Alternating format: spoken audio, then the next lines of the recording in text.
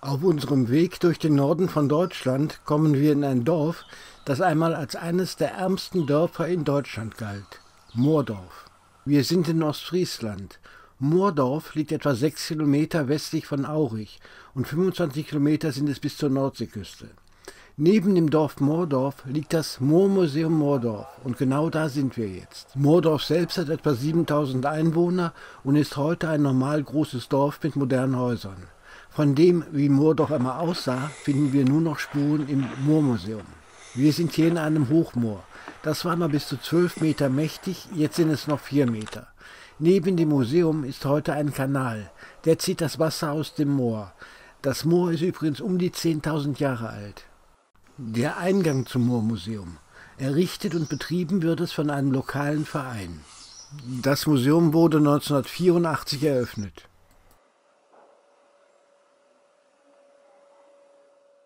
Die Ausstellungshalle. Da gibt es unter anderem auch Filme über das frühere Leben im Dorf und über das Museum zu sehen. Hier im Museum machen wir sozusagen eine Zeitreise. Und die beginnt vor über 250 Jahren. Zu der Zeit war hier ein Moorgebiet. Nur ein Post- und Handelsweg führte durch dieses Moor. Sein Name Schwarzer Weg. Der führte von Aurich über Marienhafe nach Norden. Im Jahr 1767 war Ostfriesland eine preußische Provinz.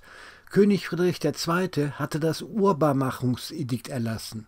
Damit waren die nicht urbar gemachten Moorflächen nun Eigentum des Staates. Der König förderte nun die Kolonisierung der Moore. Die sollten nämlich so kultiviert werden. Es wurden Siedlungsgebiete an Siedler verteilt.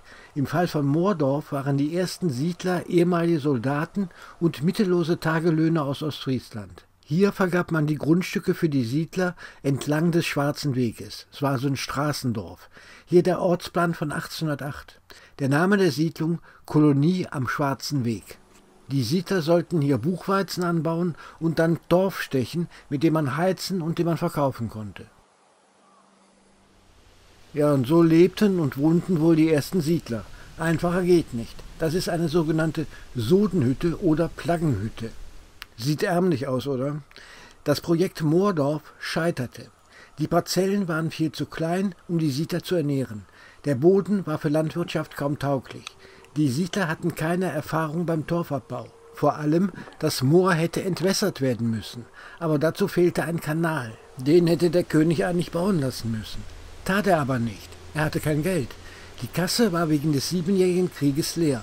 Also überließ man die Siedler sich selbst. Man vergaß sie. Der Buchweizen reichte zur Ernährung nicht. Man ernährte sich zum Beispiel auch von Vogeleiern. Die Siedler nagten am Hungertuch, versuchten es mit Betteln in Dörfern und bei Reisenden. Viele Kolonisten versanken in Armut. Das Dorf der Armut entstand. Ich habe gelesen, der Ort gehörte zu den kinderreichsten und gleichzeitig ärmsten Dörfern Deutschlands. Inzwischen lebte bereits die 3. Generation der Siedler hier. Da hatte man endlich den Boden so weit abgetragen, dass man an die darunterliegende Lehmschicht kam. Aus diesem Lehm baute man fortan die Häuser, naja eher Lehmhütten, gebaut aus Lehm und Stroh. Die hier ist beispielhaft. Wie alle Häuser im Moormuseum ist sie rekonstruiert, denn die Originalhütten des Dorfes, die sind weg. Das hier ist mehr als klein, ein Wohnraum. Das sozusagen hinten ist die Küche, eine Feuerstelle. Heizung und Küchenherd in einem. In den Butzen, das sind die Betten. Eins für die Eltern, eins für die Kinder. Auch wenn es mehrere waren. Bis in die 1950er Jahre hinein wurden diese Hütten bewohnt. In den 1960er Jahren brannte die letzte Hütte ab. Die heutigen Rekonstruktionen entstanden nach Fotos eines Lehrers, der sie hier 1925 gemacht hatte. Jetzt schauen wir uns mal die Toilette an. Die ist jetzt schon fortschrittlich, ein Plumpsklo. Früher hatte man da nur ein gegrabenes Loch im Boden. Übrigens Fensterglas wie hier gab es natürlich nicht. Die Fensterlöcher, die wurden mit Strauchbündeln verschlossen. Das hier ist noch eine weitere Lehmhütte.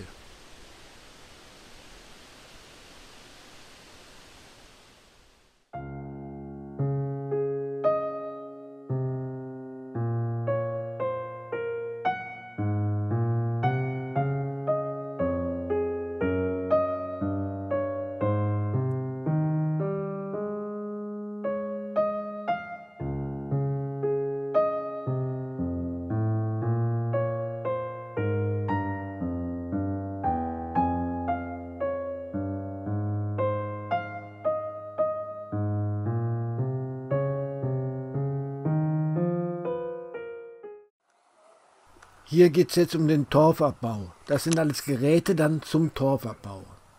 Erst 100 Jahre nachdem die ersten Siedler in Moordorf ankamen, wurde der Aberlitz-Moordorf-Kanal gegraben. Der war um 1900 fertig. Erst jetzt wurde das Moorgebiet entwässert. Das Moor wurde trocken. Jetzt konnte der Torf auch verkauft werden. Mit Schiffen wurde er transportiert, Handelsware wurde geliefert, unter anderem Schlick, mit dem man die Ackerböden verbessern konnte. Der Erste Weltkrieg führte in Moordorf wieder zu Geld- und Materialmangel. Noch 1925 wurden in Moordorf Lehmhütten als Wohnhäuser gebaut. Hier ein Haus von 1925. Es gibt einen Wohnbereich mit 2 Schlafstellen. Großzügig ist der Stallbereich für Schafe, Ziegen und Hühner. Das ist der dazugehörende Brunnen. Das Holzhaus, das sogenannte Pütthus, deckt das Loch im Moorboden ab. Im Wohnbereich lebten eigentlich 5 bis 8 Personen. Vorübergehend lebten hier sogar 12 Personen in diesem Haus. Das waren Bruder und Schwester mit ihren Familien. Eine Butze für ein Ehepaar, daneben eine Butze für deren 3 Kinder. 5 Kinder schliefen oben unter dem Dach und das andere Ehepaar, das schlief sitzend mit dem Kopf auf dem Tisch.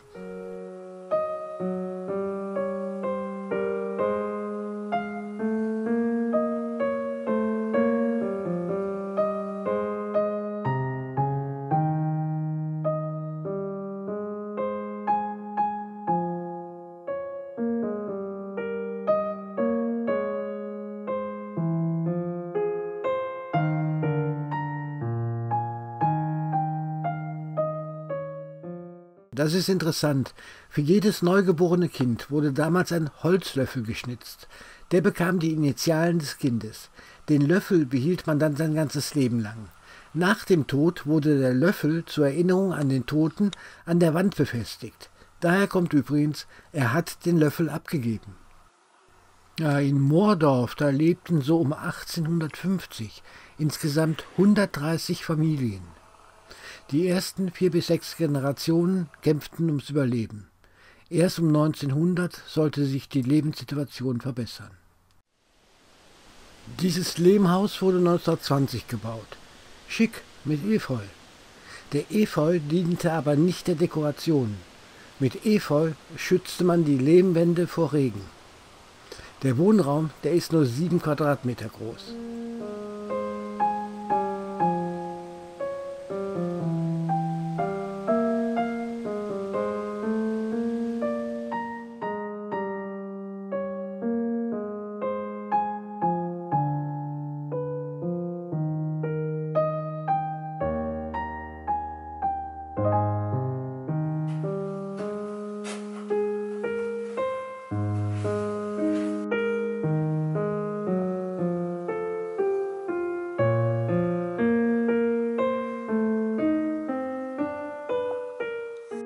Als man den Kanal baute, arbeiteten viele Moordorfer Männer auf der Baustelle.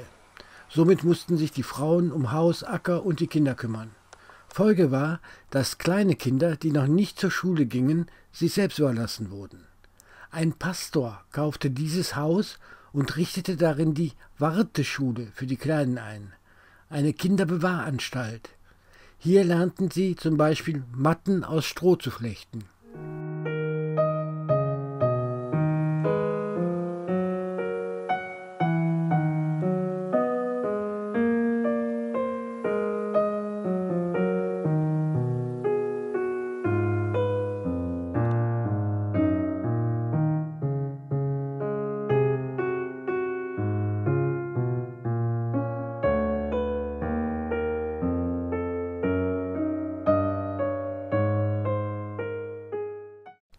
Diese Art Haus gab es auch. Ein Kolonistenhaus, um 1900 als Lehmhaus gebaut. Mit Torfverkauf verdiente man etwas Geld. Man war nun steinreich, das heißt, man konnte sich Steine leisten. In dem Fall blieben die Lehmwände des Hauses stehen. Man ummauerte das Haus mit Ziegelsteinen. Und wenn man Geld hatte, verschwanden oben auf dem Dach Stroh und Red. Das Dach wurde jetzt mit Tonpfannen gedeckt.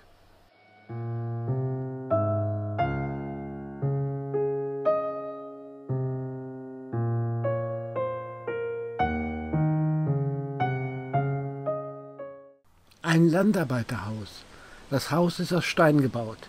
Das ist ein Originalhaus aus einem Nachbardorf. Der Museumsverein hatte es abgetragen und hier wieder aufgebaut. Schick mit hübschem Garten dabei. Die Gemeinde Moordorf gehörte auch nach 1945 noch zu den ärmsten in Niedersachsen. Erst als in Emden ein Autowerk gebaut wurde, besserte sich die Lebenssituation grundlegend. Moordorf wandelte sich zur Arbeitersiedlung und ist heute ein relativ starkes Wirtschaftszentrum.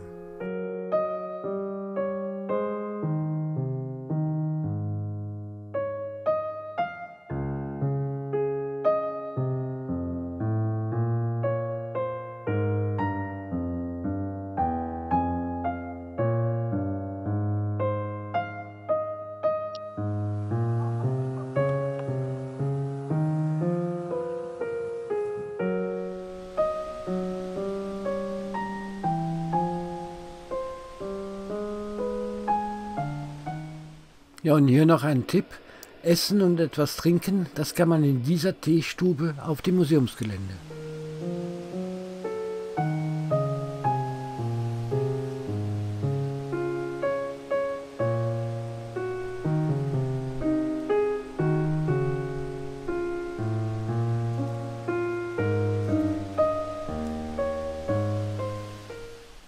So, das war's dann aus dem Moormuseum in Moordorf in Ostfriesland. Ich fand das alles sehr interessant hier. In diesem Sinn, tschüss.